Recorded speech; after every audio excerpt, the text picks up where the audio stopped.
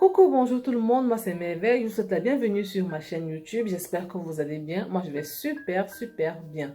Si vous êtes nouveau sur la chaîne, je vous invite à vous abonner et activer la cloche pour être notifié lorsque je publie une nouvelle vidéo. Aujourd'hui, nous allons parler du sujet réseaux sociaux et vie privée. Pourquoi parler des réseaux sociaux? Tout simplement parce que le phénomène réseaux sociaux est devenu tellement vulgaire, quasi tout le monde a au moins son compte Facebook, WhatsApp, Instagram et j'en passe. Pensez-vous qu'on peut être inscrit sur les réseaux sociaux et garder sa vie privée?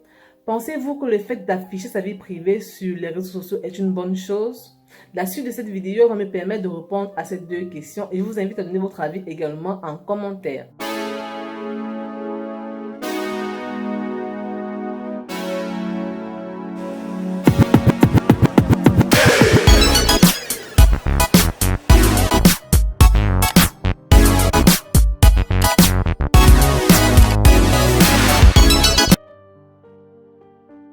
À la question de savoir si on peut garder sa vie privée en étant sur les réseaux, je pense que la réponse est tout simplement oui.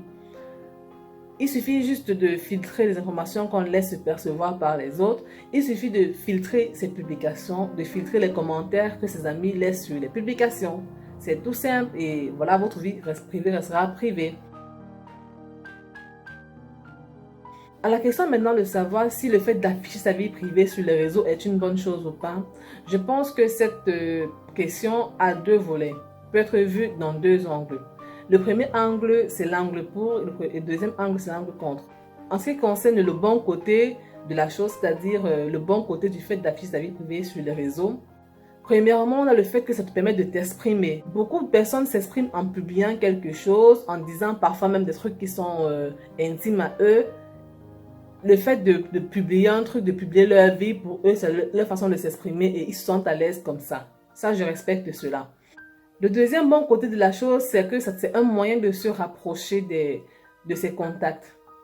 Voilà, quand tu publies, plus tu publies des trucs sur ta vie, mieux on te connaît et tu te rapproches des gens, tu te fais des amis parce que voilà, on te connaît mieux, il n'y a plus cette distance-là avec les gens.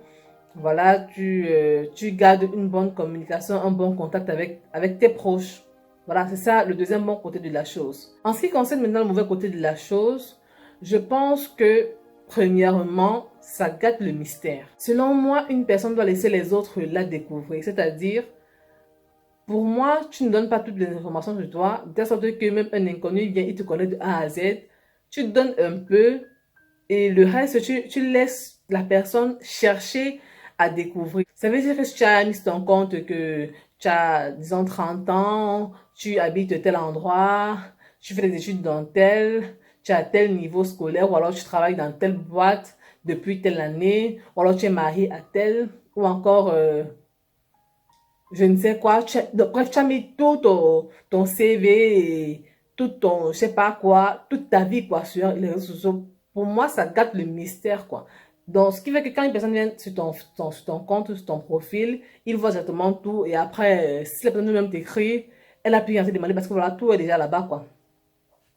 Donc, pour moi, c'est un mauvais côté de la chose. La deuxième chose négative que je trouve dans le fait d'afficher sa vie sur les réseaux, c'est que ça attire les mauvais regards, ça attire les jaloux, ça attire les envieux. Voilà. Certaines personnes aiment bien s'afficher sur les réseaux sociaux, c'est-à-dire quand ils vont au restaurant, ils ont déjà posté. Quand ils sont en famille, il y a l'anniversaire de tel, ils ont déjà posté. Quand ils sont en voyage, ils ont déjà posté, ils postent la destination, ils postent le jour d'arrivée, l'heure d'arrivée et tout, et tout, et tout. Ils postent quand ils ont eu une promotion au travail, ils postent quand ils sont mariés, ils postent les photos de... Bref, ils postent tout. Certains postent même leur chambre à coucher, toute leur maison. Ils postent comme ils partent faire les courses et tout et tout. Bref, ça attire les envieux parce que le plus souvent, on poste des trucs positifs toujours. C'est rare qu'on poste qu'on est triste. On poste toujours qu'on est joyeux, qu'on est en train de faire des choses joyeuses et tout et tout. Et ça attire ça attire les envieux. C'est pas tout le monde qui est fier de te voir rire pendant que lui, il a ses problèmes, il souffre. C'est pas tout le monde qui est fier de te voir joyeux alors que lui, il n'arrive pas à voir ce que tu as. Donc, ça attire des envieux et qui sait ce qu'on peut te faire juste parce qu'on t'envie. Donc, pour moi, c'est un mauvais côté de la chose. Le troisième mauvais côté du fait d'afficher sa vie sur les réseaux, c'est que ça facilite l'espionnage. Beaucoup de personnes sont là juste... sont là comme si elles ne sont pas là, mais regarde tout ce que tu fais. Elles connaissent ta vie de A à Z. Donc, parfois, c'est l'espionnage pour je ne sais quelle raison. Je prends par exemple mon cas.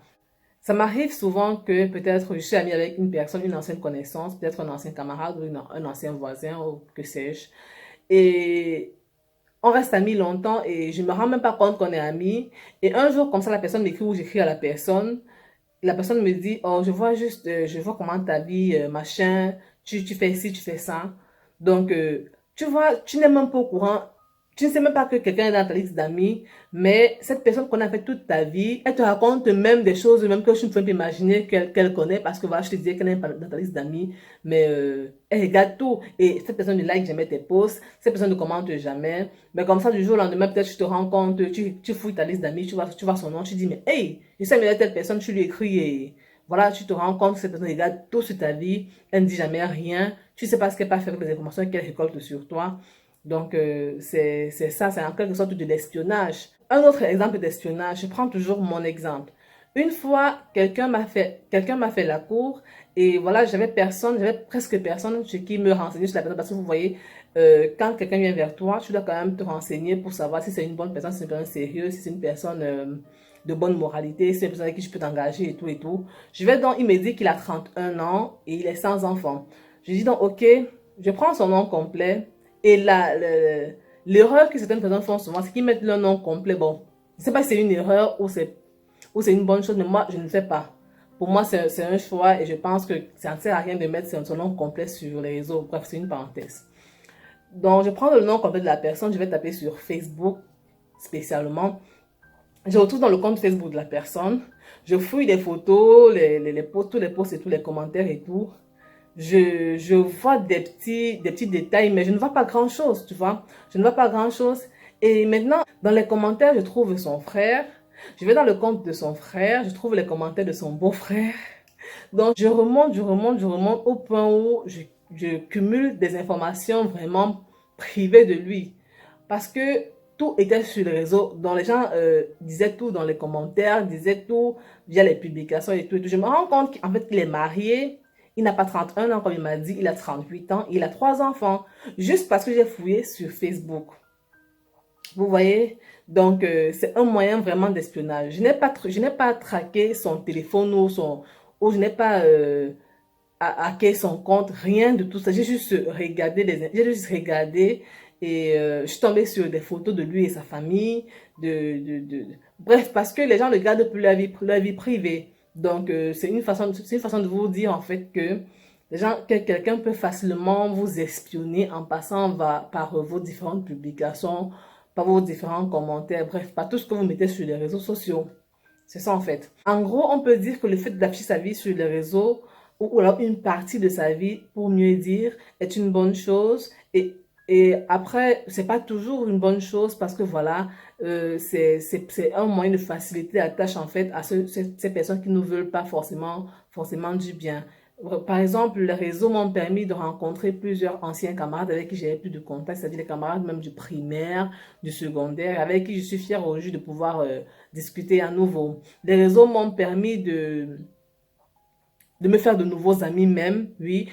Sur les réseaux, on peut se faire des amis et de très bons amis même. Grâce aux réseaux, je parviens à causer facilement avec ma famille qui n'est pas dans le même pays que moi. Mais aussi, les réseaux m'ont fait comprendre qu'en fait, il faut un peu se méfier, il faut trier ce qu'on laisse figurer sur nos réseaux. Il faut vraiment filtrer tout ce qu'on laisse comme commentaire sur nos publications. Moi, par exemple, mon nom propre n'est pas sur les réseaux. Ça n'a jamais été sur aucun de mes réseaux. Donc, si tu viens même en commentaire, tu écris mon nom propre, je supprime complètement. Si tu viens, par exemple, en commentaire, tu écris une information sur moi ou alors tu me poses une question un peu privée, en donnant une information un peu subtile, je supprime tout simplement le commentaire. Donc, moi, je fais un peu attention sur ce point-là. Certaines informations que je laisse sur mon à propos, bien sûr, sur les détails de mon compte, sont parfois fausses. Je mets des informations que je trouve, bon, voilà, tout le monde peut connaître ça, on s'en fout. Mais d'autres informations, soit je laisse vite, soit je mets complètement faux.